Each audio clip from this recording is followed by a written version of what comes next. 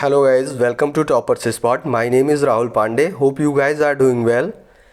Guys जैसा कि आप सब जानते हैं आपकी ये हिस्ट्री की टेस्ट सीरीज़ है जिसमें अभी आपका एंशियंट हिस्ट्री कवर हो रहा है। इसके बाद आपका मॉडर्न और मिडिवल हिस्ट्री कवर कराया जाएगा और ज्योग्राफी सारे ही एग्ज़ाम्स के आपके अप लेवल के क्वेश्चंस जितने आते हैं आपके पीसीएस में यूपीएससी के तमाम एग्ज़ाम में आते हैं वो सारे ही कवर कराए जाएंगे।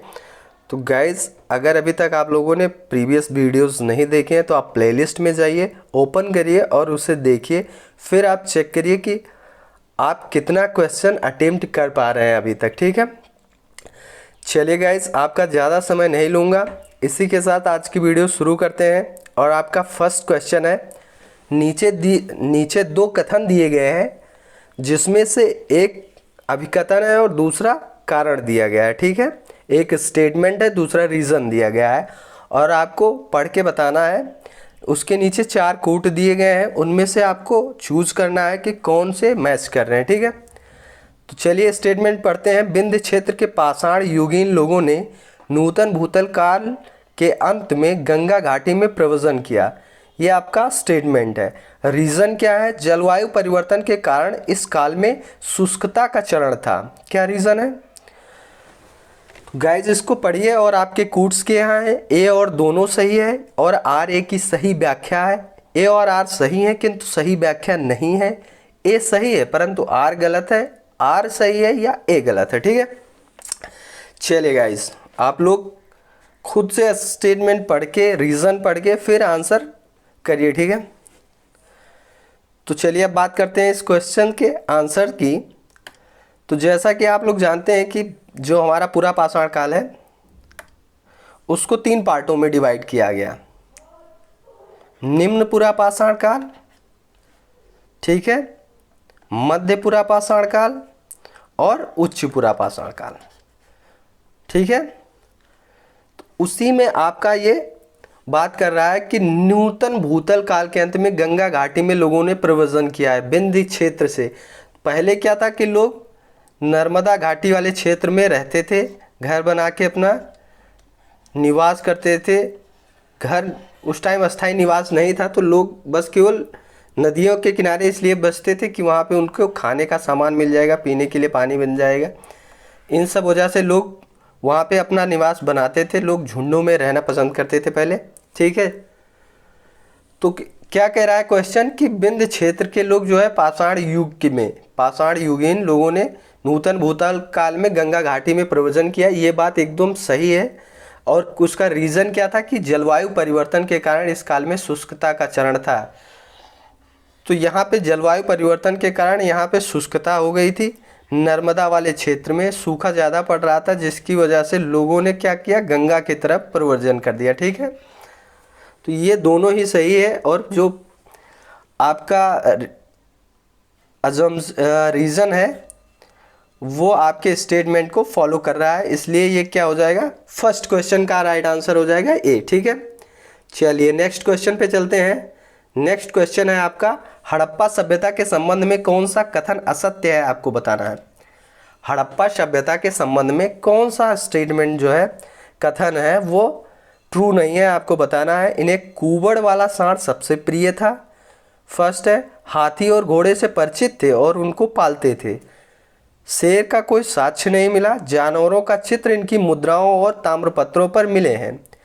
तो आपको राइट आंसर चूज करना है इसमें से कि कौन सा जो है इसमें कथन जो है वो असत्य है, मीन्स ट्रू नहीं है, फॉल्स है। ठीक है, तो चलिए अब बात करते हैं इसमें कि क्या नहीं था। इन्हें कुबड़ वाला सांड सबसे प्रिय था, ये बात बिल्कुल सही है। कुबड़ वाला सांड बहुत प्रिय था। आपने बहुत सारी मुद्राओं पे देखा होगा इसका चिन्ह जो है अंकित था। हड़प्पा कालीन जो मुद्राएं थी, हाथी और घोड़ों से परिचित थे पर इनको पालते नहीं थे। हाथी घोड़े से तो परिचित थे। आपका इसके साक्ष्य मिले हैं सूतका ग्वेंडोर में और लोथल में। लोथल में एक मृण मूर्ति मिली है घोड़े की। ठीक है, तो हाथी और घोड़े से परिचित तो थे पर इनको पालते नहीं थे, पालतू नहीं बनाते थे। पालते थे किसको? पालते थे आपका गाय को, भैंस को, भेड़ को, ऊंट को, बैल को, इन सारे जानवरों को पालते थे, पर हाथी और घोड़े को नहीं पालते थे। ठीक है, कुत्ते को भी पालते थे, कुत्ता, बिल्ली। आपने देखा होगा चहुदड़ों में बिल्ली का पीछा करते हुए कुत्ते के चिन्ह मिले थे, पैरों के निशान थे। बिल्ली का पीछा करते हुए कुत्ते के पैरों के निशान मिले थे। ठीक है, हाँ, शेर का कोई साक्ष्य नहीं मिला है, इसलिए आप कह सकते हैं कि शेर नहीं थे। जो चीज़ गाइस नहीं होती है उसका महत्व बहुत होता है। आप ये मान के चलिए, आपके एग्जाम में ऐसे ही क्वेश्चन पूछे जाते हैं, जो चीज़ नहीं होता है उसको पाया जाता है करके दिखा दिया जाता है, वहीं से आपका क्वेश्चन टर्न ले लेता है। तो इसलिए जो चीज़ नहीं पाई जा रही है उस पर आपको ज़्यादा फोकस करना चाहिए। ठीक है, तो शेर क्या था, नहीं पाया जाता था। ऐसे ही हाथी और घोड़े को इसीलिए इसमें रखा गया है कि परिचित तो थे पर पालते नहीं थे। जो चीज़ नहीं में है ना, उसका इंपॉर्टेंस बहुत ज़्यादा है। जानवरों का चित्र इनकी मुद्राओं और ताम्रपत्रों पर मिले हैं, तो ये बात 100% करेक्ट है। जैसा कि मैंने पहले ही बताया आपका कि कुबड़ वाला सांड सबसे प्रिय था, जिसकी कई मुद्राओं पे आपका मिला हुआ है अंकन। ठीक है, चलिए नेक्स्ट क्वेश्चन है, सूत गैंडोर के संबंध में कौन सा कथन असत्य है। सूत गैंडोर क्या है, ये आपका पश्चिमी स्थल है। कहाँ का, किस पे, आपकी सभ्यता का, सिंधु सभ्यता का ये पश्चिमी स्थल है। ठीक है, सूतका गैंडोर, तो इसके संबंध में बताना है कौन सा कथन जो है असत्य है। यहाँ पे 3 संस्कृतियों के साक्ष्य मिले हैं। ठीक है, प्राकृतिक चट्टान पर अवस्थित है, मानव अस्थि एवं राख से बर्तन मिले हैं, कांच से निर्मित नग्न महिला की मूर्ति मिली है। आपको बताना है इसमें से कौन सा कथन जो है असत्य है। गाइस, ज़्यादातर कथनों को असत्य रखने का एक रीज़न है कि इससे आपके ज़्यादा से ज़्यादा जो क्वेश्चन है वो कवर किए जा सकें, एक ही क्वेश्चन में आपको ढेर सारी इन्फॉर्मेशन मिल सके। इसीलिए एक ही स्टेटमेंट गलत रखते हैं, बाकी उसके साथ में सारे स्टेटमेंट सही रख देते हैं। ठीक है, तो चलिए यहाँ पे सूतका गैंडोर के बारे में अगर बात करें तो सूतका गैंडोर जो है आपका, ये सिंधु सभ्यता का पश्चिमी स्थल है। जैसे आपकी सिंधु सभ्यता है कुछ इस प्रकार से है। कैसे, इस प्रकार से। हालांकि ये चौकोर नहीं है, इस पे आप कंफ्यूज मत होइएगा कि ये चौकोर है। ऐसे जाइए, फिर इसको थोड़ा सा, ये आलम इस तरफ चली गई है, आलमगीरपुर की तरफ, ऐसे ऐसे करके, फिर ऐसे हल्का से आके फिर ये यहीं से चली आई है ऐसे। तो ये है तो त्रिभुजाकार। ठीक है, लेकिन इसका जो पश्चिमी स्थल है यही है सूतका गैंडोर, जो कि दास्क नदी पर स्थित है। ठीक है, और इसकी खोज R.L. स्टाइन ने की थी। किसने की थी, R.L. स्टाइन ने इसकी खोज की 1927 में। ठीक है, 1927 में। और अगर कुछ बात करें तो यहाँ से एक बंदरगाह मिला है। बंदरगाह किन किन स्थलों से मिला था सिंधु सभ्यता में, आप पहले भी पढ़ चुके होंगे कि लोथल में एक बंदरगाह मिला था। ठीक है, तो लोथल से एक बंदरगाह मिला, और कहाँ से मिला, सूतका गैंडोर से। अब चलिए आपके ऑप्शंस पे आते हैं। तो 3 संस्कृतियों के साक्ष्य मिले हैं, ये बात बिल्कुल सही है। प्राकृतिक, यहाँ से बेबीलोन के साथ व्यापार होता था। ठीक है, सूतका गैंडोर से। प्राकृतिक चट्टान पर अवस्थित है, ये बात भी सही है कि ये प्राकृतिक चट्टान पर अवस्थित है। मानव अस्थियों एवं राख से भरा बर्तन, मानव अस्थियाँ, ये मान लीजिए ये है, ये मानव की अस्थियाँ है, इसमें भरी हुई है, तो ये बर्तन मिला है यहाँ पे। ठीक है, मानव अस्थि से एवं राख से, इसमें राख और अस्थियाँ दोनों थी। ठीक है, बर्तन में ऐसा बर्तन मिला है जिसमें मानव की अस्थि एवं राख मौजूद थी। कहाँ, सूतका गैंडोर में। यहाँ से कांच से निर्मित नग्न महिला की मूर्ति नहीं मिली है। ये मूर्ति कहाँ से मिली है, ये आप जानते होंगे, ये मोहनजोदड़ो से मिली है। कहाँ से, मोहनजोदड़ो से। ठीक है, मोहनजोदड़ो से। और भी कई सारे साक्ष्य मिले हैं, जैसे कि आपका विशाल स्नानागार मिला था, और ये नग्न मूर्ति मिली थी। एक श्रृंगी वाले पशु, जिसे गैड़ा कहते हैं ना, एक श्रृंगी वाले पशु, इसका एक निशान मुद्राओं पे मिलता है। वहाँ पे एक महाविद्यालय भी था। ठीक है, तो इन सबके साक्ष्य मिले हैं आपके कहाँ से, मोहनजोदड़ो से। गाइस कंफ्यूज मत करिएगा कि सूत्का गेंडोर से। सूत्का गेंडोर से 3 संस्कृतियों के साक्ष्य मिले हैं। प्राकृतिक चट्टान पर अवस्थित था, मानव अस्थि मिली है, पर कांस्य की मूर्ति जो है कहाँ मिली है, मोहनजोदड़ो से मिली है। सूत्का गेंडोर से बेबीलोन के संबंध थे, ठीक है। और यहाँ पे एक बंदरगाह था। इतना सब कुछ आपके कहाँ पे था, सूत्का गेंडोर, जो कि पश्चिमी क्षेत्र में है। आर.एल. स्टाइन ने इसका 1927 में खोज किया था दास्क नदी पर, ठीक। चलिए नेक्स्ट क्वेश्चन पे चलते हैं। नेक्स्ट क्वेश्चन है, निम्न नवपाषाणिक स्थलों में से कौन सा सही सुमेलित नहीं है, आपको बताना है। चोपानी मांडो कर्नाटक, महदहा उत्तर प्रदेश, सारूतारू असम, तमिलनाडु पय्यमपल्ली। आपको बताना है इसमें से कौन सा है सही सुमेलित नहीं है। इसके लिए आपका राइट आंसर क्या हो जाएगा, चोपानी मांडो। चोपानी मांडो कहाँ पे है, उत्तर प्रदेश में है, ना कि कर्नाटक में है, ठीक है। ये इलाहाबाद के पास में स्थित है।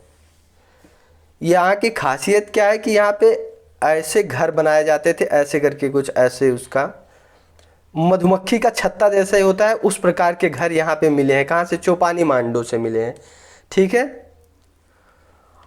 और यहाँ से हस्त निर्मित जो है, जो कि हड्डियों के निर्मित थे, हस्त निर्मित औजार मिले हैं, हस्त निर्मित औजार और मृदभांड मिले हैं, ठीक है। तो इतनी चीज़ें आपकी कहाँ से मिली है, चोपानी मांडो से, ठीक है गाइज। बाकी आपका मैदा उत्तर प्रदेश में है, बात कर चुके हैं। सारूतारू असम में, तमिलनाडु में पय्यमपल्ली, इन सब पे हम लोग प्रीवियस वीडियोज में चर्चा कर चुके हैं, ठीक है। चलिए नेक्स्ट क्वेश्चन है आपका, नवपाषाण काल से संबंधित खोज प्रारंभ करने का श्रेय किसे जाता है। वेरी वेरी इंपॉर्टेंट क्वेश्चन है। तो नवपाषाण काल से संबंधित खोज किसने प्रारंभ किया था। आपके ऑप्शंस दिए गए हैं, इनमें से आपको चूज करना है। Doctor primrose, sir John Marshall, Robert Bruce Foote, या इनमें से कोई नहीं। तो इस क्वेश्चन के लिए आपका राइट आंसर क्या हो जाएगा, फटाफट करिए। तो सर जॉन मार्शल किससे संबंधित है, सिंधु घाटी की सभ्यता की खोज किसने की कराई थी, सर जॉन मार्शल ने, ठीक है। रॉबर्ट ब्रूसफुट कौन है, इनको आप याद आ रहा होगा कि 1863 ईस्वी में पल्लवरम से हैंडेक्स प्राप्त किया था, यानी कि ये पूरा पाषाण कालीन की खुदाई में शामिल थे रॉबर्ट ब्रूसफुट, जिनको तमिलनाडु से क्या मिला था, हैंडेक्स, ठीक है। तो इस क्वेश्चन के लिए आपका राइट आंसर क्या हो जाएगा, डॉक्टर प्राइमरोज। नवपाषाण काल से संबंधित खोज का प्रारंभ किसने करवाया था, डॉक्टर प्राइमरोज ने करवाया। कहाँ से, तो आपके कर्नाटक से, ठीक है। चलिए नेक्स्ट क्वेश्चन पे चलते हैं। नेक्स्ट क्वेश्चन है, जैन धर्म के संबंध में कौन सा कथन असत्य है, आपको बताना है। जैन धर्म के संबंध में कौन सा कथन असत्य है। जैन महात्माओं को निर्ग्रंथ एवं अधिष्ठाता को तीर्थंकर कहते हैं। पार्श्वनाथ वाराणसी के निवासी थे। ऋषभदेव का उल्लेख ऋग्वेद में मिलता है। जैन धर्म में अहिंसा को महत्वपूर्ण स्थान दिया गया। आपको बताना है कि इनमें से कौन सा कथन असत्य है। तो ये बात बिल्कुल सही है कि जैन महात्माओं को क्या कहा जाता था, निर्ग्रंथ, ठीक है। और इनके अधिष्ठाता क्या कहलाते थे, तीर्थंकर। निर्ग्रंथ क्यों कहा जाता था इन लोगों को, क्योंकि ये किसी बंधन से मुक्त, निर्ग्रंथ में बंधन मुक्त, किसी बंधन में बंधे हुए नहीं है ये, इसीलिए इन्हें निर्ग्रंथ कहा जाता था। और अधिष्ठाता में जो इनका पालन करते थे, अधिष्ठाता तीर्थंकर थे इनके, ठीक है। जैसे हमारे यहाँ भगवान है। जैन महात्माओं को निर्ग्रंथ। सेकेंड है आपका, पार्श्वनाथ वाराणसी के निवासी थे, तो ये भी सही है। ऋषभदेव का उल्लेख ऋग्वेद में मिलता है, ये ऑप्शन आपका क्या हो जाएगा, गलत हो जाएगा। ऋषभदेव जो है ये आपके ऋग्वेद में नहीं थे। ऋषभदेव की जगह पे कौन था, इसमें अरिष्टनेम ही थे। अरिष्टनेम जो कि आपके 22वें तीर्थंकर थे आपके, इनका उल्लेख मिलता है ऋग्वेद में, ना कि ऋषभदेव का। ऋषभदेव जी कौन थे, ये प्रथम तीर्थंकर थे, जैन धर्म के प्रथम तीर्थंकर थे, जिनका एक और बहुत ही प्रचलित नाम है आदिनाथ, ठीक है। लास्ट क्या है, जैन धर्म में अहिंसा को बहुत महत्वपूर्ण स्थान दिया गया, ये बात बिल्कुल सही है। चलिए नेक्स्ट क्वेश्चन पे चलते हैं। नेक्स्ट क्वेश्चन है, प्रथम अखिल भारतीय राज्य की स्थापना का श्रेय किसे दिया जाता है? आपके ऑप्शन है घनानंद, चंद्रगुप्त मौर्य, अशोक या इनमें से कोई नहीं। तो प्रथम अखिल भारतीय राज्य की स्थापना का श्रेय, इस पे ज़्यादा टाइम नहीं देंगे, चंद्रगुप्त मौर्य को दिया जाता है। ठीक है, बहुत ही आसान सा क्वेश्चन है। चलिए नेक्स्ट क्वेश्चन पे चलते हैं। नेक्स्ट क्वेश्चन है आपका, दिए गए कथनों में सिकंदर के संबंध में कौन सा कथन असत्य है, आपको बताना है।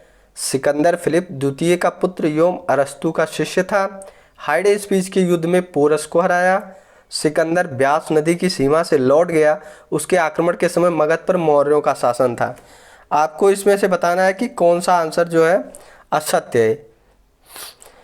चलिए चलते हैं अब आंसर की तरफ। सिकंदर फिलिप द्वितीय का पुत्र एवं अरस्तु का शिष्य था, ये बात बिल्कुल सही है। फिलिप द्वितीय का पुत्र था ये और अरस्तु का शिष्य था। इसके पिता जो थे मैसेडोनिया के राजा थे। ठीक है, और सिकंदर जब भारत आ रहा था तो ये ईरान से होता हुआ फिर भारत आया, खैबर दर्रे से इसने भारत में प्रवेश किया था। ठीक है, और वहाँ पे पोरस के राजा को हराया। हालांकि उनकी बातों से बहुत खुश था, उन्होंने जिस प्रकार से लड़ा था उसके साथ में, तो इस बात से खुश होकर उनको उनकी जागीर सारे वापस कर दी। ठीक है, और इसे ही हाइडे स्पीच का युद्ध कहा जाता था, क्योंकि ये झेलम नदी पे लड़ा गया था। झेलम का पुराना नाम जो है बितिस्ता था। क्या था? बितिस्ता।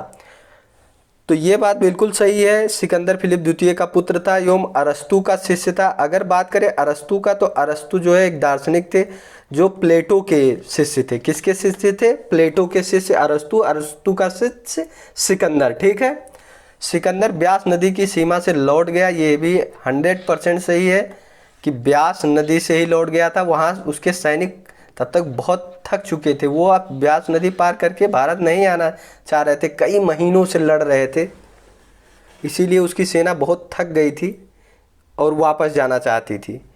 तो वो लोग ब्यास नदी से वापस चले गए। ब्यास को क्या कहते हैं? ब्यास का पुराना नाम है बिपाशा। ठीक है, अभी मैंने उसका बताया है नाम झेलम का, क्या बताया है? बितिस्ता। झेलम को बितिस्ता और ब्यास को बिपाशा कहते थे। ठीक है, सिकंदर ब्यास नदी की सीमा से लौट गया।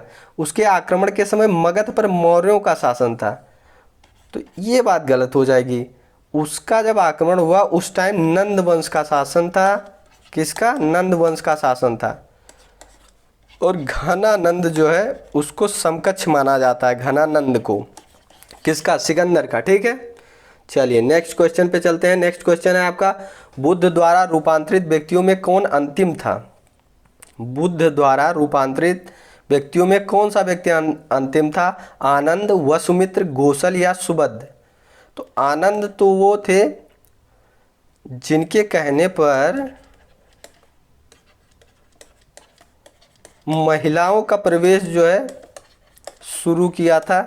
बुद्ध जी पहले चाहते थे कि उनके जो संघ हैं उनमें महिलाओं का प्रवेश वर्जित रहे, लेकिन आनंद के कहने पर इन्होंने महिलाओं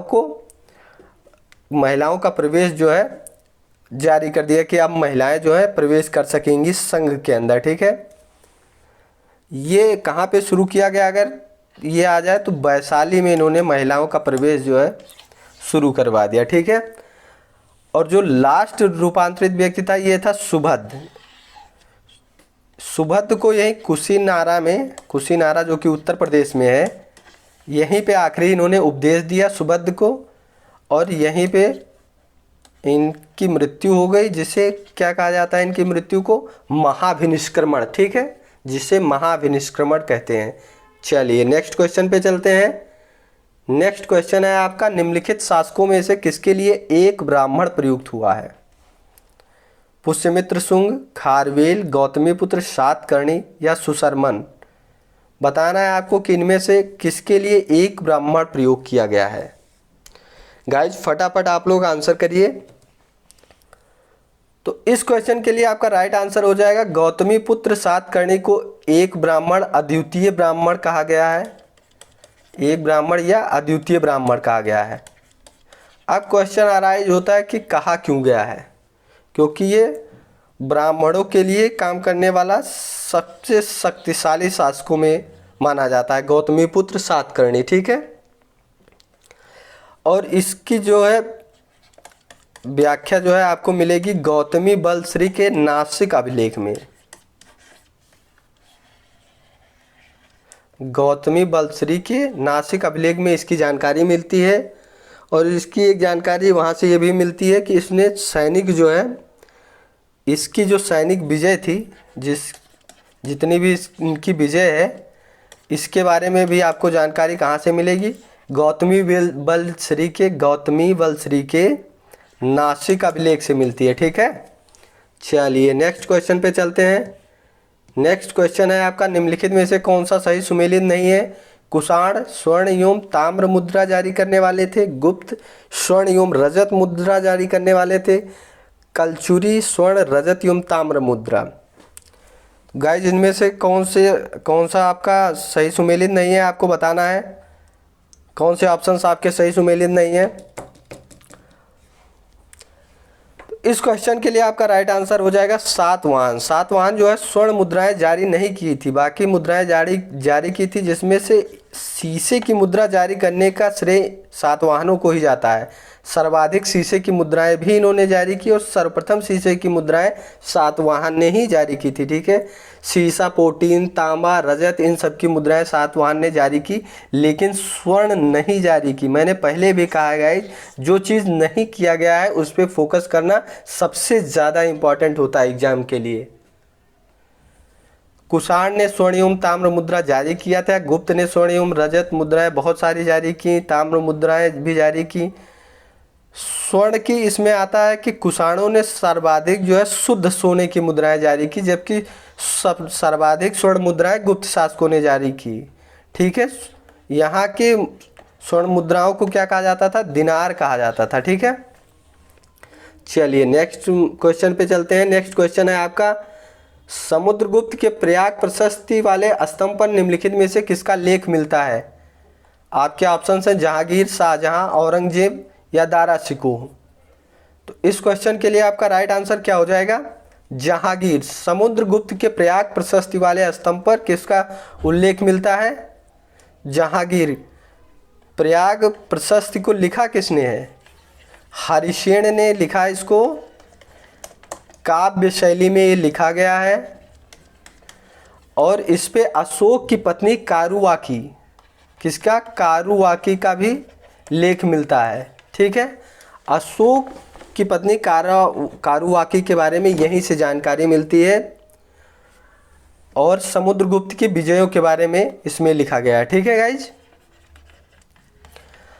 अकबर ने इसको कौशाम्बी से उठा के इलाहाबाद में शिफ्ट करा दिया था, ठीक है गाइज। चलिए नेक्स्ट क्वेश्चन पे चलते हैं। नेक्स्ट है आपका निम्नलिखित नगरों में से किसका उल्लेख कनिष्क के रबतक अभिलेख में नहीं है।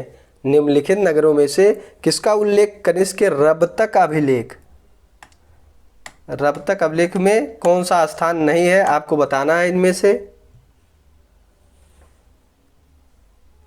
तो गाइज आपके ऑप्शंस दिए गए हैं, आप फटाफट आंसर करिए। कौशाम्बी, श्रावस्ती, पाटिलपुत्र, चंपा, इनमें से कौन सा रबतक अभिलेख में नहीं मिला है।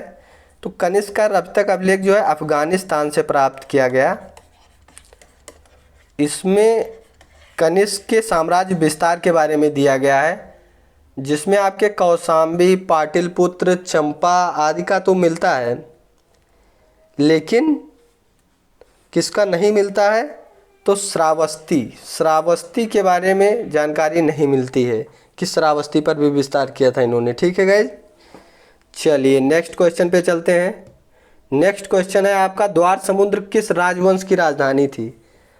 आपको बताना है कि द्वार समुद्र जो है किस राजवंश की राजधानी थी, गंग, काकतीय, होयसल या कदम। तो गाइज जल्दी जल्दी आप लोग बताइए।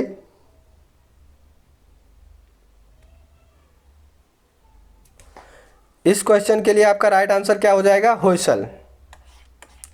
द्वार समुद्र किस राजवंश की राजधानी थी? तो ये आपका होयसल वंश की राजधानी थी।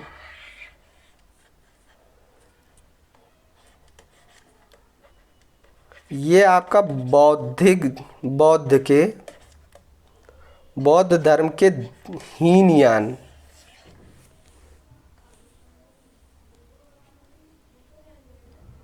गाइज, ये आपके द्वार समुद्र किस राजवंश की राजधानी थी? होयसल। और अगर बात करें गंग की, तो गंग की राजवंश की राजधानी थी तलकाड। कदम्ब की अगर बात करें तो कदम्ब की राजधानी थी वनवासी। और काकतीय वंश की राजधानी आपको पता ही होगा, काकतीय वंश, इसकी राजधानी थी आपकी अमरकोंड। ये आपके कहाँ पर स्थित है? हैदराबाद वाले साइड में, तेलंगाना में, काकतीय वंश। ठीक है, अमरकोंड ये इसकी राजधानी थी। चलिए नेक्स्ट क्वेश्चन पे चलते हैं। नेक्स्ट क्वेश्चन है आपका, वल्लभी विश्वविद्यालय स्थित था। वल्लभी विश्वविद्यालय कहाँ स्थित था? बिहार में, उत्तर प्रदेश में, बंगाल में या गुजरात में? इस क्वेश्चन के लिए राइट आंसर क्या हो जाएगा आपका? गुजरात में। वल्लभी विश्वविद्यालय गुजरात में स्थित था। यहाँ ये जो है वल्लभी आपका मैत्रक वंश की राजधानी थी। किसकी? मैत्रक वंश की राजधानी थी ये। ठीक है गाइज, ये बुद्ध शिक्षा का केंद्र था। बुद्ध शिक्षा का केंद्र था ये विश्वविद्यालय जो है वल्लभी। और ये किस बौद्ध का था? तो ये हीनयान से संबंधित था। किससे? हीनयान शाखा से संबंधित था। ठीक है, चलिए गाइस नेक्स्ट क्वेश्चन पे चलते हैं। नेक्स्ट क्वेश्चन है आपका, हीनयान अवस्था का विशालतम एवं सर्वाधिक विकास किस शैलकृत चैत्यगृह स्थित है? बताना है आपको हीनयान जो अवस्था थी उसका विशालतम चैत्यगृह कहाँ पर स्थित है। आपके ऑप्शंस दिए गए हैं, पीतलखोरा में, जुन्नार में, कारले में या वेडसा में। गाइज आपको जल्दी जल्दी क्वेश्चन का आंसर करना है कि कहाँ पे स्थित था। तो इस क्वेश्चन के लिए आपका राइट आंसर क्या हो जाएगा? कारले का चैत्य। कारले का चैत्य जो है हीनयान शाखा का विशालतम और सर्वाधिक विशालकृत था, चैत्यकृत। जबकि पीतलखोरा, जुन्नार, बेडसा, अजंता ये भी किससे संबंधित है? हीनयान के ही चैत्यगृह हैं। ठीक है, चलिए नेक्स्ट क्वेश्चन पे चलते हैं। नेक्स्ट क्वेश्चन है आपका, निम्नलिखित रचनाओं में से कौन सी रचना हर्ष द्वारा नहीं लिखी गई है?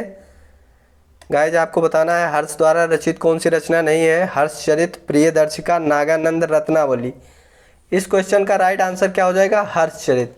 हर्षचरित्र आपका बाण भट्ट द्वारा लिखी गई है, जो कि हर्ष के दरबारी कवि थे। ठीक है, बाकी प्रियदर्शिका, नागानंद और रत्नावली जो है हर्ष ने स्वयं लिखी है। चलिए नेक्स्ट क्वेश्चन है आपका, हड्डी से निर्मित आभूषण भारत के मध्य पाषाण काल के संदर्भ में प्राप्त हुए हैं। सराय नाहर राय से, महदहा से, लिखैया से या छुपानी मांडो से? आपको बताना है इसमें से। तो आपके मध्यकालीन आभूषण कहाँ से प्राप्त हुए हैं? महदहा से।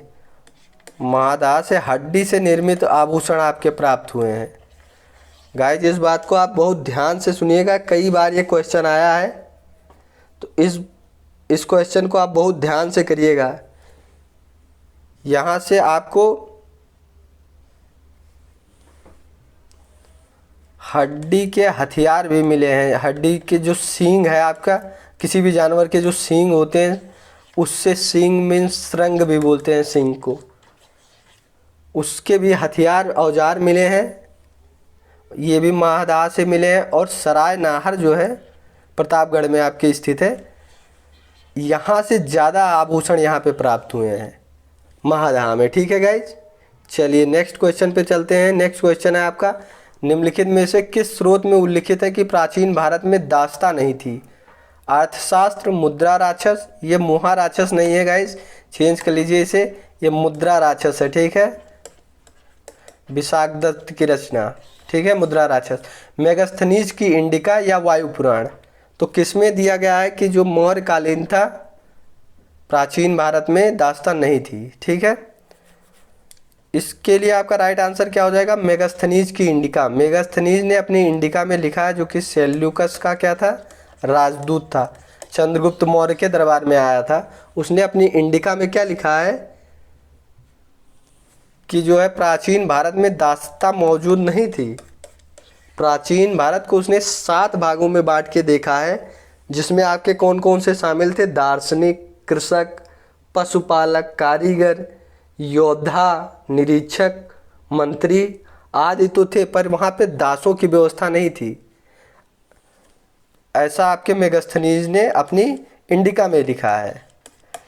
किंतु बाकी जितने भी आपके मिलेंगे रचनाएं, अर्थशास्त्र में कई दासों के बारे में लिखा गया है कि दासों के काम में बताए गए हैं कि क्या काम करते थे, दास पाले जाते थे। मुद्रा राक्षस में भी इसके बारे में है और वायु पुराण में भी दिया गया है। ठीक है, चलिए नेक्स्ट क्वेश्चन है आपका, चोल शासकों के शासनकाल में निम्नलिखित में से कौन सा वरियम उद्यान प्रशासन का कार्य देखता था, एरिवरियम, पानवरियम, टोटावरियम या समवत्सर वरियम।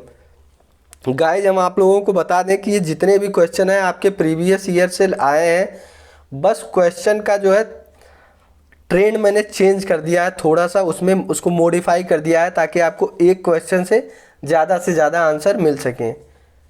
ठीक है गाइज, इस क्वेश्चन के लिए अगर बात करें राइट आंसर तो टोट वरियम। वरियम क्या होता है,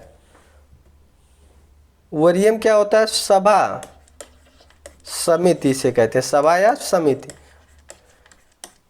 तो जो चोल शासन था उसमें 30 सदस्यीय समिति था, 30 सदस्यीय समिति होती थी। ठीक है, जिसमें कुछ लोग बुजुर्ग शामिल किए जाते थे, 12 लोग, और बाकी युवकों को शामिल किया जाता था। और इसे क्या कहते थे, वरियम पेरुमक्कल। इनकी जो सदस्य होती थी जो टोटा वरियम, इनके 300 सदस्यों की जो समितियां पूरी होती थी उसको कहा जाता था वरियम पेरुमक्कल। ठीक है, वरियम पेरुमक्कल कहा जाता था। ठीक है गाइस, चलिए